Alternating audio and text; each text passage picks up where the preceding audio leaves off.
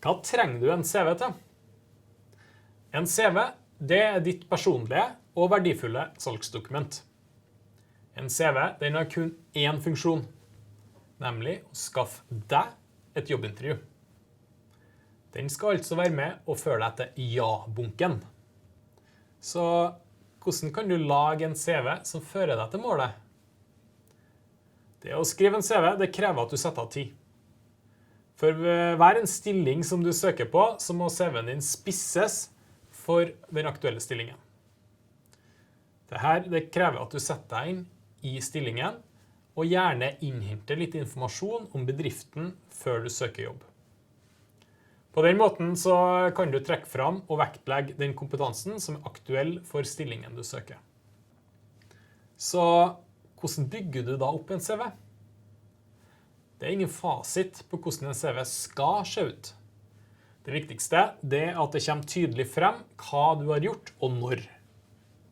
Men det er likevel noen generelle retningslinjer for oppsett som du kan følge.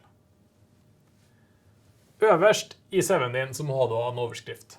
Og nei, overskriften skal ikke være CV. Bruk heller navnet ditt. Det er det du vil at en arbeidsgiver skal huske. Videre så må du få med personalia, sånn at arbeidsgiver kan kontakte deg. Mange har også med et punkt om nøkkelkvalifikasjoner, som skal gi et bilde av hvorfor akkurat du passer til stillingen du søker. Og her har du en fin mulighet til å lage en kickstart på CV-en din og vekke nysgjerrigheten til arbeidsgiver. Men husk på at nøkkelkvalifikasjoner ikke er en beskrivelse av dine personlige egenskaper, men mer en oppsummering av din spisskompetanse.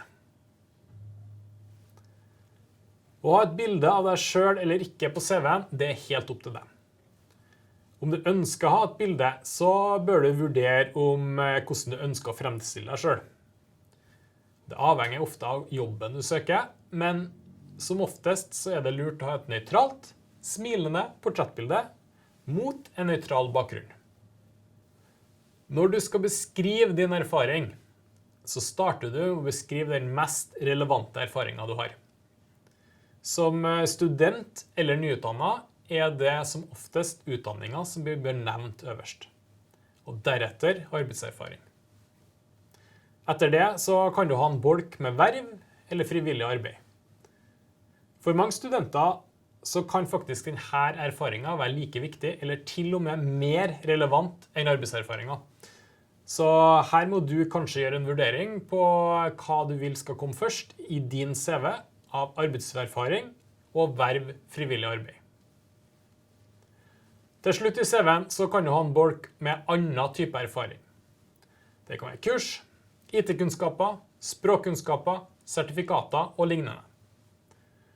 Husk å gi en kort beskrivelse av erfaringen din under hvert punkt. Hva gjorde du i den aktuelle utdanningen, jobben eller vervet? Hva var tema for bachelor- eller masteroppgaven din? I tillegg så kan det være lurt å ha med noen referanser. Gjerne 2 stykker. Dette kan være ledere du hadde i andre jobber eller verv. Men en veileder på bachelor- eller masteroppgave, det kan også være relevant. Navn, relasjon og kontaktinformasjon, det er informasjon som trengs her. Men du trenger ikke oppgi referansene før de blir etterspurt. Og det gir deg litt tid til å spørre og forberede referansene dine på at de kan bli kontaktet. Totalt så kan CV-en din være på inntil 2 sider, og da er referansene ikke medregnet. Når du søker en stilling, så er det vanlig å sende inn et søknadsbrev sammen med CV-en. Dersom du ønsker hjelp og tilbakemelding på CV og søknad, så har NTNU Karriere drop-in-veiledning på det her.